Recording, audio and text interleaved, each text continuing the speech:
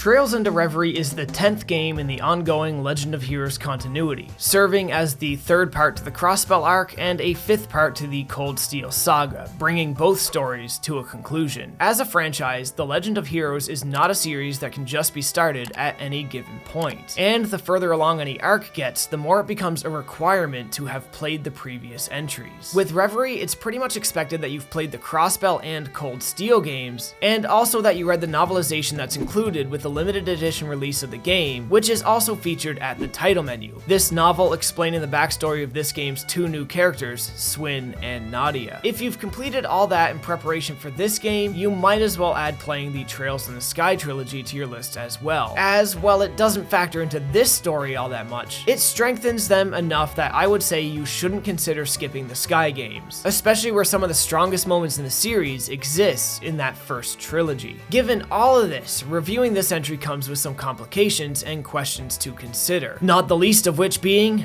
who the f is this review even for? Newcomers to the series can frankly turn this video off now. This review isn't going to be for you, and there's no way to review a game this late into a continuity without revealing certain things best left experienced on a blind run. Series veterans, well, I can only imagine if you've played this far, you're going to keep going and don't need this review either. Hell, half of you watching, if not more than half, have likely completed the game already, possibly years before the official North American release even happened. That is, aside from the small yet really vocal minority of you who were so disappointed in the Cold Steel saga and especially the events of Cold Steel 4 that you decided it was time to drop your decade-plus long dedication to the series. And you know what? That's fair. If something stops working for you, it's okay to call it quits. And Cold Steel 4 introduced a lot of problems with the continuity without providing any decent answers. On this, I'm happy to say Trails into Reverie course corrects a lot of it. I would even say it redeems certain plot events and contrivances. It doesn't redeem everything, sadly, and Reverie isn't without its own issues. But given the monumental task it had to achieve for the series, and the fact that it's a send-off to 2 sagas, and also the fact that we shouldn't see the issues and rules it created for the universe carry on outside of this game, I think it's a little easier to look past its problems and just enjoy the ride. So to answer the question, who is this review for? I'm going to review this with the understanding that you've played and completed all the games in the franchise up to and including Trails of Cold Steel 4. For this reason, I will not be going as in-depth with certain sections in this review. Sections like the combat, which largely in this game didn't really see all that much change. And this will hopefully stop this video from ballooning to the 30+ minute mark as some of my series reviews in the past had. So with that, let's start our look at this epic conclusion to 2 arcs in the Legend of Heroes series, starting with Trails into Reverie's story. But also, like, check out my second channel. It's trash, but I need subscribers. The story. So, if you're caught up on the series, then you know Trails of Cold Steel 4 ended with a pretty decent sense of finality, bringing the Erebonian conquest and some Ishabauda curse to a close. And then after it ended again. Only worse. And then for some reason it kept going, and previously ended things got unended. It was all kind of a big mess. I promise this all makes sense if you played the game. Overall, the end of Cold Steel 4, to me, was kind of weak, but it was, after all, an ending.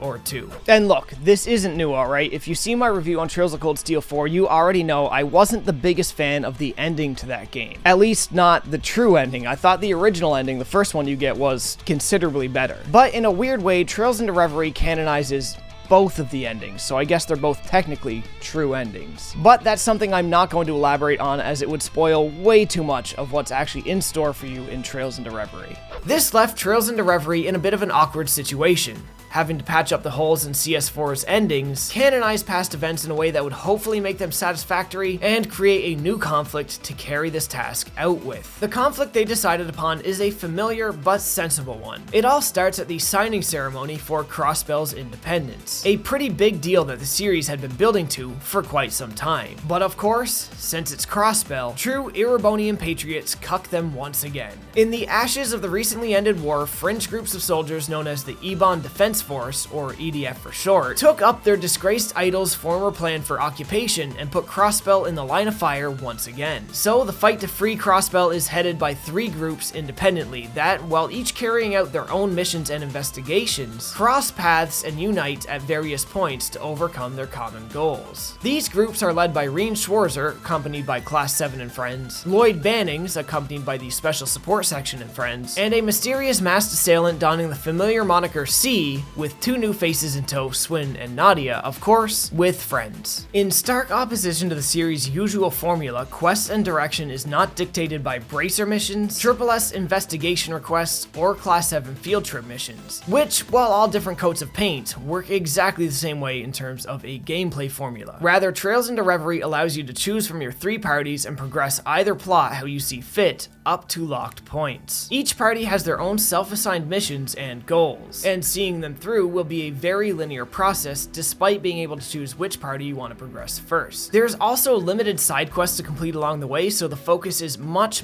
tighter than usual, lending to the story's rather consistent sense of urgency and tension. While it's hard for me to deny that a lot of this game feels somewhat forced, as though it makes up rules and reasons for retcons at will to force the plot to bend in ways that can clean up their messes, and that sometimes this can feel a little disappointing, underwhelming, or too ridiculous to believe in or accept, I have to at least concede that it is leagues and bounds better than the situation we were left in when closing Cold Steel 4, and in many ways it feels like it redeems its past mistakes or even validates them, as if this game were the doubtful plan all along. Further, Trails into Reverie, while it does focus on a few characters and gives them arcs that made me care about them more than I thought I ever actually would, this game is uniquely more plot driven than previous entries. In many ways it functions more like Trails in the Sky 3rd chapter than any of the last 6 games, but it doesn't go as far in the gameplay focused direction as Sky the 3rd, rather creating a middle ground between how 3rd and any other entry really functions. This, I found, gave the game the best of both worlds. A heavy focus on action, plot development, bosses, character min-maxing, and dungeon crawling, with all the joy of exploring towns, talking to NPCs, and watching the world fall apart still intact. As most of the dozens of characters we have to play as in Reverie have concluded their arcs, the story doesn't dawdle on them too often, and it covers a lot of ground in a shorter amount of time than most other series entries do. The pace is way faster than average for the series, and the action often much more exhilarating, and this is brought to life as well with some great voice acting and a noticeably exceptional leap in cutscene direction. I compared this series to the Wheel of Time novels once in the past, and I'd like to add to that comparison now. There is a large chunk in the Wheel of Time novels from about Crown of Swords to Crossroads of Twilight that people consider the big slog. And like, it really is a big slog. We're talking thousands and thousands of pages where the plot hardly progresses. After several years of books like this, fans were getting disappointed with Robert Jordan and his writing, and they were letting their criticisms be known. And eventually, Jordan listened. Eventually, he wrote Knife of Dreams, which brought the pace up to levels previously unseen in the series. A pace that would pick up even more when Brandon Sanderson took over for the last 3 novels. Now, I'm not going to say the Cold Steel arc was a big slog. I actually liked it quite a bit, just as I like the Wheel of Time. But it's impossible to look at Cold Steel 2 and 4 for me and not see the giant areas within those games where it seemed like they were just dragging their feet, many of the games being saved by really epic conclusions. So I'd like to make the comparison that Trails into Reverie is the Knife of Dreams of the Legend of Heroes series, if not the Gathering Storm. It had a heavy task to pull off course correcting and winning its fanbase back, but I honestly believe with some sloppiness here and there, they pulled it off. And not only did they do that, they made one of the most exciting games in the series, with one of the most epic conclusions and final boss gauntlets. What issues the game has, I fully believe it overcomes with its other virtues. They didn't just make the best out of a rather poor situation, but they done a whole lot better with it than I honestly thought they could have. We've seen situations like this in media before, and let's just say, not everybody handles it quite as gracefully. Somehow Palpatine returned. It's also just damn nice to know that these 2 arcs are indeed finally concluded. These arcs were at points rough along the way, but I wholly believe it was worth seeing them through. TLDR, it ended better than Lost. Skeletor seems to like it. Bottoms up. The combat. Combat in Trails into Reverie is largely unchanged from Cold Steel 4, so there won't be much to discuss here. Arts, crafts, brave orders, and disorders all work the same, as does support cast swapping, materia, or rather quartz, master quartz, submaster quartz, equips, and leveling. Characters not in your battle party can also be set into support roles, so their brave orders can be used during combat though. This extends to a number of unplayable characters as well, characters that can join you via support slot brave orders but have no combat use otherwise. Enemy break gauges seem less broken than early games in the saga, but not really in a great way. Often enemies will have their guard broken but won't delay in their moves, making them charge their break gauge back to full immediately after being drained. This same sort of thing happens often when impeding enemy arts as well. You can interrupt an enemy's art casting via impede status, but as soon as their turn comes around, they'll start casting the same art again, only with an instantaneous effect, making impede seem pointless as often as not. None of these oddities, however, added much to the difficulty of the game. As is tradition at this point, the Legend of Heroes games are very susceptible to breaking. And while I usually avoided doing this in the past, this is my 5th game on this engine, and I felt like really seeing how much I could make it kneel before me. This resulted in characters with over 100% evasion rates, speed stats so high they move multiple times back to back before anybody else can go, cast time so low even the strongest arts are instantaneous, and break damage percentages in conjunction with brave orders reaching 800%, allowing almost any enemy and boss to be guard broken in a couple of hits. Breaking the enemy's guard this easily compounds as well in an increase of critical hits, which of course adds to how easily you get brave points and allows massive damage through the rush and burst brave attacks. On top of this, the charge meter, traditionally used to attack enemies in the overworld and begin battles with a high advantage, can be used for united fronts. These being massive party combos that can heal your party, attack the enemy, or cast giant magic attacks at the entire field. The charge meter is easier than ever to charge up and exploit. Exploitation that allows most battles to be ended the moment you get a turn, at least provided you're also exploiting the min-maxing tools the game provides. If you just want to play the game straight, not dig too much under the hood, you can retain a level of difficulty here and find a challenge. But the tools are always there if you just want to power trip and have fun. The only considerable area combat really changed, aside from the United Front, is in the mech battles we've seen since the end of Cold Steel 1. If you're caught up on the series, then you already know the reasons why. But they are largely absent from this title, and I will not elaborate further on that statement. Overall though, this is a Kaseki game. If you enjoyed the combat in Cold Steel 4, you're gonna enjoy it here as well.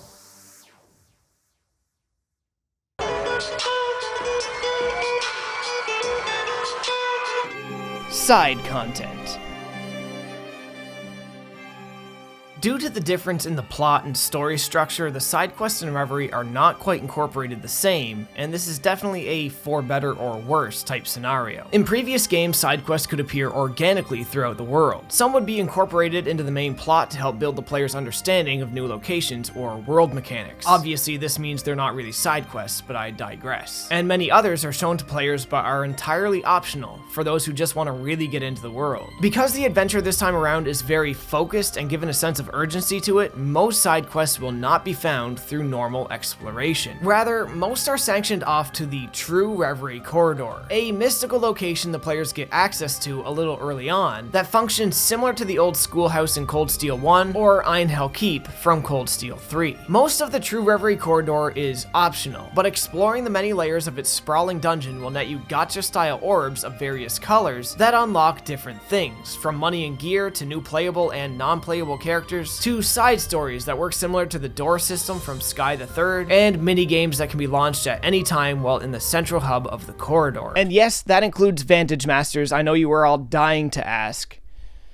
but Blade better. It does come highly recommended to see the True Reverie Corridor through to the end, as well as to the end of the later added DLC content, as doing so will unlock short visual novel style events that serve sort of as a primer for the characters and world of Kuro no Kaseki, Trails Through Daybreak. It's also just a great way to level characters quickly and get really good gear. In saying all this doesn't mean the main game doesn't have side quests of its own, but they're few and far between compared to most other entries. Beating the main game game and all of True Reverie Corridor without beating the minigames or seeing the visual novel side stories would likely take the average player in the ballpark of 100 hours. Truly completing the game, I would see taking a minimum of 120 hours, but could easily reach 200 depending on difficulty and how much you bother to sweep for NPC dialogue changes. Now, there's a lot more that could be said about True Reverie Corridor, and honestly, we really should get more in depth with it. At least in how the things that you unlock in there can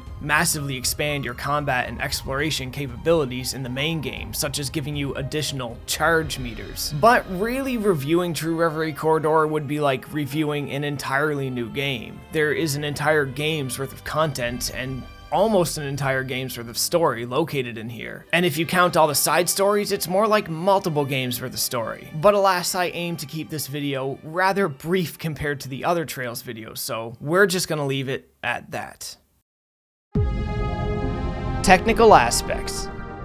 As is typically the case for this review, things didn't really change much going into Reverie on a technical level. At least not in ways we hadn't already discussed, such as the aforementioned cutscene directing being radically improved. Otherwise, it's the same engine, same world, same sound, same everything really. Except this time the soundtrack has been extended enough to seemingly include some tracks from Ys. I'm sure this was just creative reuse on Falcom's part and it doesn't really affect the experience any, but if it ever turns out that this was foreshadowing Ys and Kiseki sharing a continuity, I'll probably actually just kill myself wholesale, end it all. Goodbye, Zimmeria, that's all she wrote. Now, in fairness, I don't know if it actually took music from Ys. The soundtrack's quite frankly just way too big for me to find the individual offending tracks and A-B them with the Ys soundtrack ones. But at the very least, you can tell the same composers work on the same games, and they seem to be drawing from the same bag of tricks with each and every song they write, which is only natural for most composers. This isn't really a complaint, but we do run a risk of running into a 2010s Motoi Sakuraba type situation where a lot of the OSTs just become a little indistinguishable from each other. Not bad, just indistinguishable. At least we would run into this problem if Falcom actually respected their composers and didn't drive a lot of them to quitting, causing Falcom to have to hire new pools of talent. But I digress. Probably the biggest thing to make note of in this section is a few odd performance quirks and glitches. For instance, for a long while I was not able to switch Risha's costume. No matter what I picked, it wouldn't let me go back to her default. There's also weird little oversights in translation like this one here, where both the men's and women's washroom turned out the same response of the men's washroom being locked. At launch, the translation of this game was a little worse for wear, most of it being patched up at this point. But there was one really big issue with combat links for certain characters not being translated at all, or rather every combat link being given the same name, causing more advanced combat links to play out the wrong actions. Thankfully, this one was addressed rather quickly, but if you're playing the game for the first time, just make sure you have it as up to date as possible. There were also some interesting localization changes which sparked outrage among some of the Kiseki community, but like, they're not really a huge deal. I personally can't fathom a way that these changes drastically affect anything, but maybe that's just me. I will always, of course, champion a more sensible localization, which this isn't really the more sensible one, but it's also not really worthy of the outrage or the IRL harassment NISA staff were facing at public events over it. But then I'd expect nothing less of the Kiseki community. Kiseki, honestly, for as great as some of the fans are, has the hate interacting with the series and even covering some of its leniency towards even having a nuanced take that all results in the same shit.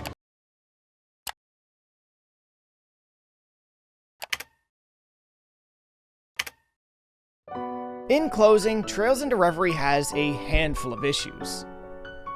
A handful. Just a handful. Frankly, I find that amazing considering the task that it had to accomplish, considering what it was picking up from. From the wreckage of some of Falcom's most misdirected story beats, they managed to weave one of the strongest games in the franchise yet. While keeping a lot of familiar staples of the series and abandoning a long-running format, they breathed new life into the series, making Trails into Reverie feel familiar yet fresh at the same time. If this game done nothing else for people, if my words do nothing else for people, I hope that this accomplishes one thing. I hope it manages to reestablish some faith that yes, this series has still got it. While I had been cautious and a little bit critical of Falcom's decision to change up the formula in their forthcoming Trails Through Daybreak games, I feel like I can take Trails from Reverie as a sign. A sign that maybe, just maybe, the folks at Falcom aren't pivoting without reason, without due cause, and without a good plan. That maybe their changes in formula aren't going to wholesale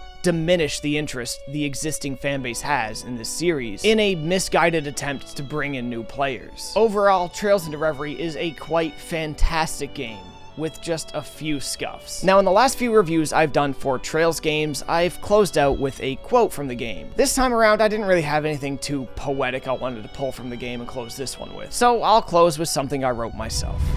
My name is Tarks, and my schedule reeks. The Legend of Nyata in 3 or 4 weeks. Thanks for watching.